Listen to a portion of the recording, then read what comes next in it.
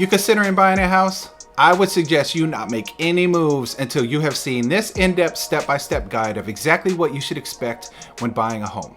Now, by watching this video, you will put yourself and your understanding of the buyer process way ahead of other buyers. By the way, I'm Andre Eastman, aka Dre, your Cali Valley Realtor, and the only one offering this level of service to my clients. So save this video for future reference because it'll be the most in-depth look at the full home buying process you will find that I know you'll get a lot of value from. All right, let's go ahead and do this. Step 1, are you financially ready? So the first step to buying a home is figuring out if you're financially ready for the level of commitment required of home ownership. Do you have sufficient income to buy a house? So if you're on salary, you will want to consider whether or not 30% of your income can go towards a mortgage payment. So when you eliminate your rent for the picture, what does an average 30% of your gross monthly income look like? Now, gross is before taxes and deductions are taken out. Now, if you're paid hourly, you would want to consider if you get consistent hours because lenders are going to look at whether or not your hours fluctuate and take that into consideration because it's harder to determine how much you could get pre-qualified for if your hours fluctuate. So you're going to want to consider that. Now, in regards to your income, lenders are going to want to see a couple of pay stubs as well as a copy of your W-2s because they will want to verify your income. Now, lenders are going to look at this information so they can give you an idea of what they could pre-qualify you for when it comes to getting a loan. They will also want to consider your work history. Typically, most lenders are going to want to see that you have been employed at your job for 2 years. And they will ask about gaps in your employment, so please be prepared to explain those when it comes up. Now, an example of this could be that you are pregnant and you decided to take some time away from work to raise your child, or maybe you had a family member who was sick and you took a gap of work away for that as well. Now, this won't disqualify you from getting a loan, so it's not that big of a deal if it's a justifiable reason, but just be prepared that they may ask. Now, most lenders are going to want to see that you have a 640 credit score or higher when it comes to being approved for a loan. Now, there are some programs that are going to start at lower credit scores, even as low as numbers into the 500s. But just remember, the higher your credit score is, the better borrowing terms you will get from your lender, like, for instance, a better interest rate. Step 2 to buying a house is figuring out how much you can actually afford. So in order to do this, you're going to want to calculate your debt to income ratio. Now, lenders are going to want to see that your debt to income is no higher than 50% and ideally closer to 36%. Now, this should also include your house payment. So an example of this would be if you make $8,000 pre-tax every month, could you cover all of your credit card payments, student loan payments, maybe personal loan payments, etc., and the mortgage payment in half of that $8,000 or $4,000? Now remember, ideally lenders would like to be closer to 36%, but based on your individual circumstances, there may be flexibility to how high your debt to income can be. Step 3. Can your savings justify this purchase? Now, you will need savings because buying a house isn't cheap. So in order to accomplish this lofty goal, the first thing that you will need is money for your down payment.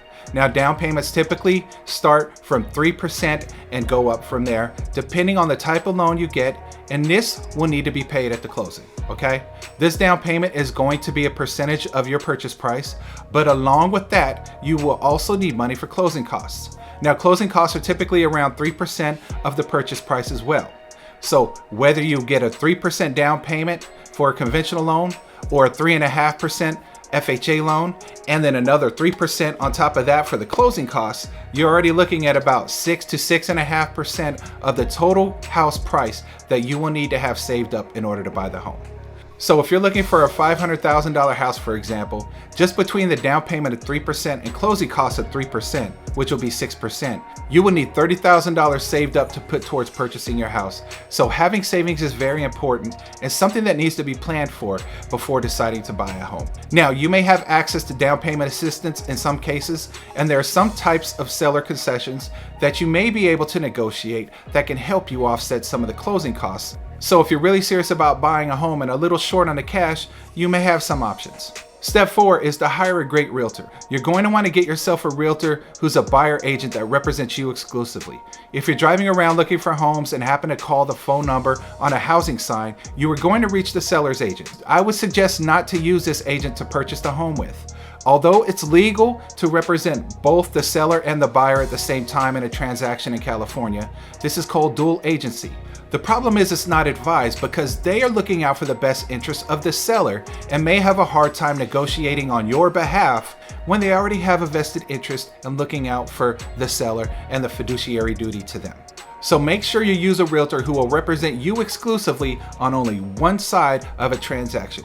Now, this agent will come as a free service to you, and the buyer's agent only receives compensation once they help a buyer find a home which ends up in a closed transaction. Now, when you're looking for an agent, you want them to be familiar with the area because area knowledge about the market is important, and you definitely want someone who is easy to reach and will keep you in the loop all the way through the process. Now, you may also have lots of questions, so you're going to want an agent who's responsive to your needs as a buyer and willing to answer questions and explain them until you understand. There's nothing worse than hearing stories about clients who had agents in the past who didn't let them know what was going on, were hard to get in contact with, and just made the process of purchasing a home much more difficult than it really needed to be. Now, you're also going to want to make sure you like your agent. They will become your best friend for a while through this short window of your life, and you should feel comfortable talking to them, maybe venting to them, and having confidence that they're looking out for your best interests at all times. Now, for anyone who's looking to buy outside of the Central Valley area of California, I'm going to help you find a great agent in the area you're looking to buy. I have attached a link in this video description called the Homebuyer's Agent Finders Form under the Homebuyer tools to help you out. Just fill this out. It'll take you a whole 20 seconds with your name, contact information, the area you're looking into, and we can connect you with a great agent in that area. So if you need help finding an agent to walk you through the buying process while you transition to a new place, I got you. Again, the link is called the Homebuyer's Agent Finders Form under the Homebuyer tools in the video description. Now that you have found yourself a great agent, let's move on to step 5. Step 5. Get pre-approved for a loan. Now, the most critical step in the buying process is to get a loan pre-approval. A loan pre-approval lets you know your maximum purchase price, and it shows sellers that you're serious and you've already got your financing taken care of, so you're ready and willing to buy. Now, there are several different types of loans that you can get pre-approved for as a home buyer, and here's a nice tip to consider as well. You're officially considered a first-time buyer not only if you have not bought a home before, but also if you have not owned or occupied a home that you owned in the last 3 years. So this may provide you with even more financing advantages. Now, back to the different type of loans. The VA loan is a great option for veterans and is a zero down loan, so no down payment. Now, you will typically still need to pay your closing costs. The USDA loan is another option that is zero down and lets eligible buyers buy in rural areas with no down payment. Now, there is also the FHA loan, which starts at 3.5% down, and these are great options for first-time home buyers. There are also conventional loans that can go as low as 3% down, not 20%, which has been the typical thinking. Now, with that being said, this huge drop in down payment is based off of your ability to qualify with your income and credit score. And you will be required to pay PMI to make up for the lower down payment. Now, PMI, which is paid to the lender in case you were to default on the loan, stands for private mortgage insurance and is always required for down payments that are less than 20% and very typical for people to have nowadays considering home prices. I mean, seriously, coming up with 20% down in the California housing market is not an easy task to do. So PMI is very common. Now, this PMI payment will just be added to your loan payment. But if you do have at least 20% down, you can avoid the extra PMI cost. So this will drop your payment considerably. Now, it's extremely important for you to get pre-approved before buying a house. Now, let me reiterate that if you don't have a pre-approval before house hunting, you could be completely wasting your precious time that could be spent rewatching Game of Thrones, and this would be a travesty, okay? So getting pre-approved is the first thing any decent realtor is going to want you to do, since time is valuable for all of us. Now consider this, just because a lender says you can afford a certain price point does not alleviate you from using your own discretion as to what you can realistically pay. They are considering your pre-tax income and before your personal living expenses, so just make sure that you're realistic with the payment and the price that you're paying for a house, okay? The goal is to find financial success through home ownership, not financial stress from it. Step 6, let's go house hunting. Okay, you've evaluated your finances, you've gotten pre-approved, you found a great realtor. Now you know what time it is. The fun begins. Let's find you a house because it's time to start house hunting. Now we need to figure out where you would like to move to, as well as what your wants and must-haves are in a home. I always recommend that my clients figure out what their wants and must-haves are, because it makes the process of finding the right house for them in the right location so much smoother.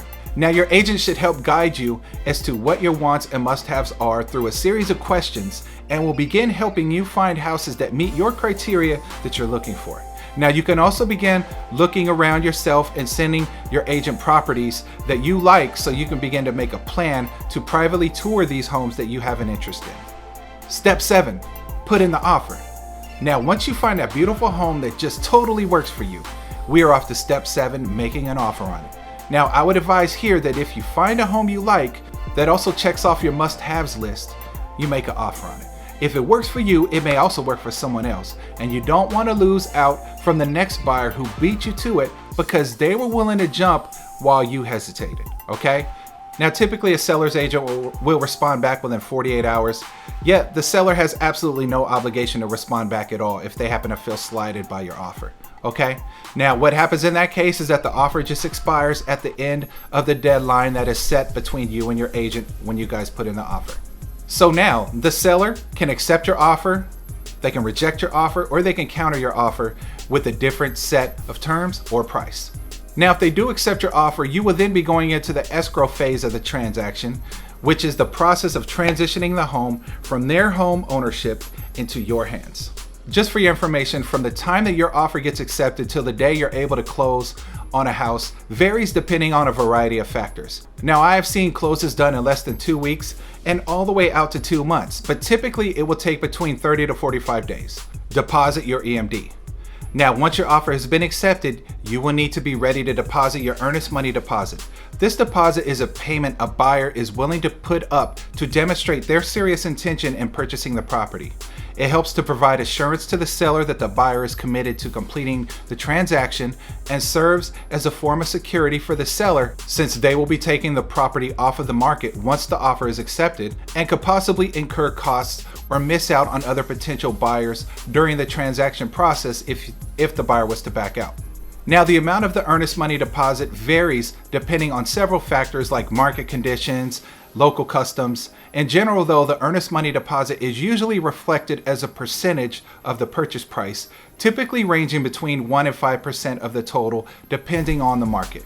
Now, this deposit will be held in an escrow account until the closing of the transaction, and will then be applied to the buyer's down payment or closing costs. Something else to note is that if you as the buyer were to fail to fulfill your obligations under the purchase agreement, such as backing out of the deal without a valid reason, the earnest money deposit could possibly be forfeited to the seller to compensate them for the time and expenses. Conversely, if the seller fails to meet their obligations, the buyer may be entitled to the refund of the earnest money deposit. Number 9, schedule home inspections. Now it's time to do some due diligence for the home, which is to get a home inspection, and it is one of the only out-of-pocket expenses during the home buying process. This is typically around $300 to $500 depending on the market. Now, I highly recommend to get a home inspection. Please do this because when you go under contract, you want to make sure the home is in proper working order. Now, home inspectors will test everything inside and outside the house. They will inspect the roof and make sure everything is in correct working order, so they are trained generalists at evaluating these homes, not specialists. So they give you a general sense of how the home functions, all right? Their inspection reports are like a report card for your house, and if it's got a bad grade in a specific area, this will be noted and reflected in an inspection report. Now, please understand that these inspections always have something on them. Nothing ever comes back perfectly. This is only an indicator that the home you're about to purchase is in good working order. Step number 10, negotiate inspection repairs. Once the inspection reports are completed and you've gotten the report back, it is now time to negotiate the repairs. You and your agent will look over the inspection report and decide what things you would like to have the seller fix. Now, any items that aren't working correctly warrant a repair request. So if a sink is leaking, that's something to ask the seller to fix. Now, cosmetic issues are not things to bring up in a repair request because they don't affect the functionality of the house, and odds are that the seller will turn you down, okay? So once it's submitted, the seller typically has a few days to respond to the repair request, and their response could be a variety of different answers. They can agree to repair all of the repairs, they can agree to none of them, or they can agree to some of them. Once you both then agree as to how to move forward with everything, everyone is then tasked to address their responsibilities towards getting the deal closed. This then takes us into step 11. While we are still under contract, we now get homeowners insurance on the home. Now, this isn't an option if you're financing the home with the lender. The lender will require for you to have home insurance on the home. Plus, you will want to make sure that your investment is protected so everyone wins with that. Now, depending on where you live, you may also be required to have additional insurances like earthquake, flood, fire insurance, and the lender will let you know as to what insurances they will expect you to have in order to give you the loan. Now, the homeowner's insurance is designed to cover the structure of the house and your belongings in case of damage or theft. Step number 12, do you want a home warranty? Now it is time to decide if you want to purchase a home warranty. Home warranties are service contracts that provide coverage for repairs and replacement of home systems and appliances that can occur during normal wear and tear. Now, they cover things like plumbing, HVAC systems, electrical systems, kitchen appliances, garage doors, and more depending on the coverage that you choose. Now, be aware that each home warranty provider may offer different coverage options and have different costs and cost structures, so it's important to review the terms and conditions before deciding. Now, since home warranties typically range from $400 and up to $1,000 annually, I personally suggest to my buyers to get a home warranty as a best practice just to make sure the functional equipment in such a big investment is covered, just to be safe. Now, deciding to purchase one or not is at a buyer's complete discretion, but I have seen many times where buyers have decided to decline home warranty coverage and later ended up regretting it big time. So, for that small investment, I would just suggest to do it. Now we're on to step 13. While you're working on inspections, insuring the home, and deciding on a home warranty, the lender is also doing their due diligence into the property, which is to have the home appraised. The appraisal is something that the lender will have set up, and the appraisal is done to protect the bank so they can make sure the home is a solid investment for them. Plus, they want to make sure it appraises at the value you are purchasing the home for. Banks will only lend up to the appraised value of the home because if for some reason you weren't able to make your payment and defaulted on the house, they will have money owed to them by you that exceeds the value of the house, which is a position no bank ever wants to be in. So they're going to make sure that the amount that they are lending to you to buy the house is a justifiable risk for them. Now, there can be 3 different turnouts for the appraisal. The appraiser could appraise the home above sales value, and this is always nice because you'll have built-in equity the moment you buy the home. So an example of this would be as if you're under contract to buy a house for $570,000 and the appraiser comes back and says that they actually think the house is worth $584,000. That's great because you literally just got $14,000 worth of equity in your property. You didn't even do anything. Now, the house can also appraise at the sales price, and this happens the majority of the time. The appraiser will know how much you're under contract for in the property, so they may literally give you the exact appraisal value as to the sales price. Now, the last and least desirable outcome is that the house appraises below the sales price. If that was to happen, you would then not be able to get enough money lent to you to buy the house, so you have 2 options. One would be using cash you have saved up to make up for the difference between the contract price and the appraised value. Another option is to see if you can work with the seller to let them know that the house did not appraise at the contract price and see if they're willing to bring the purchase price down to the appraised value so you don't have to come out of the pocket anymore. Now, in a neutral market, meaning that homes are selling within 3 to 6 months, so the market isn't really showing favoritism towards buyers or sellers, usually the seller is pretty understanding of the house not appraising and will often reduce the purchase price down to the appraised value. Step 14, final walkthrough. Okay, only 2 more steps and you're on your way to teaching a home buyer masterclass, so let's get into it. Step 14 is your final step before closing, and this is for you to complete your final walkthrough. Now, this is done to make sure that all of the agreed upon repairs that you negotiated with the seller when the home inspection was done were completed, and you get a chance to personally verify it all. There's also the option to request receipts for repairs for things that are difficult to verify or inspect yourself. Now, at the final walkthrough, I always suggest that the buyer do a visual inspection themselves or to request receipts of the work completed to save money from having to have somebody come out and do a re-inspection for you. The walkthrough is also a great way to make sure that the house is in the same condition it was in before you put an offer on it, so you feel comfortable at the closing knowing your house is what you expected and is in good working order. Step 15, we are closing on the new house. Now, for most contracts nowadays, you are going to review and sign your closing disclosure documents online. These documents will be sent to your email address and are required by law to be sent to you at least 3 days prior to your closing date. This document will include all of your financials of the transaction. They will show what your purchase price is, how much your down payment is, all of your insurances, taxes, prepaid amounts. They'll cover all the closing costs, lender fees, recording fees, commissions, title work fees, etc. It's a full breakdown of the financials associated with your home purchase. You will also want to arrange payment of your cash needed to close via a cashier's check from your bank or a wire transfer, and your agent will help you through this process. But you will need to arrange these finances prior to closing so you can bring them to the table at your closing. They won't accept actual cash, so cashier's checks and wire transfers are always best practices. Now, the closing can all happen digitally online, or it could take place at a title office or a real estate attorney's office. Now, once all that's done, the keys are handed to you and you are good to go. Congratulations!